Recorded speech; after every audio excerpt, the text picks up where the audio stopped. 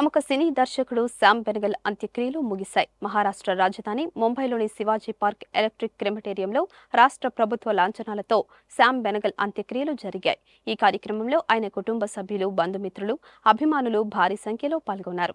గత కొంతకాలంగా కిడ్నీ సంబంధ అనారోగ్యంతో బాధపడుతున్న శామ్ బెనగల్ సోమవారం మరణించారు. 80వ దశకంలో వచ్చిన ఆయన సినిమాలు భారతీయ సినీ పరిశ్రమలో ఎంతో గొప్పతనాన్ని ప్రదర్శించాయి. 1934లో డిసెంబర్ 4న హైదరాబాద్లోని తిరుమలగిరిలో శామ్ బెనగల్ జన్మించాడు. సికింద్రాబాద్లోని ప్రభుత్వ కాలేజీలో డిగ్రీ చదివిన శామ్ ఉస్మానియా యూనివర్సిటీ నుంచి ఎంఏ ఎకనామిక్స్ పట్టా పొందారు. శామ్ బెనగల్ తన సినీ ప్రయాణంలో అనేక ప్రతిష్టాత్మక పురస్కారాలను సొంతం చేసుకున్నారు. ఆయన తీసిన సినిమాలు, డాక్యుమెంటరీలకు జాతీయ, అంతర్జాతీయ పురస్కారాలు వరించాయి. సినీ రంగానికి ఆయన చేసిన సేవలకు గాను భారత ప్రభుత్వం 1976లో పద్మశ్రీ, 1991లో పద్మభూషణ్, సినీ రంగంలో అత్యున్నత పురస్కారమైన దాదాసాహెబ్ ఫాల్కే అవార్డు 2005లో ఆయనను వరించింది. 2013లో అక్కినేని నాగేశ్వరరావు జాతీయ పురస్కారంతో ఆయనను గౌరవించారు. శ్రీ బెనగల్ రాజ్యసభ సభ్యుడిగాను సేవలందించారు.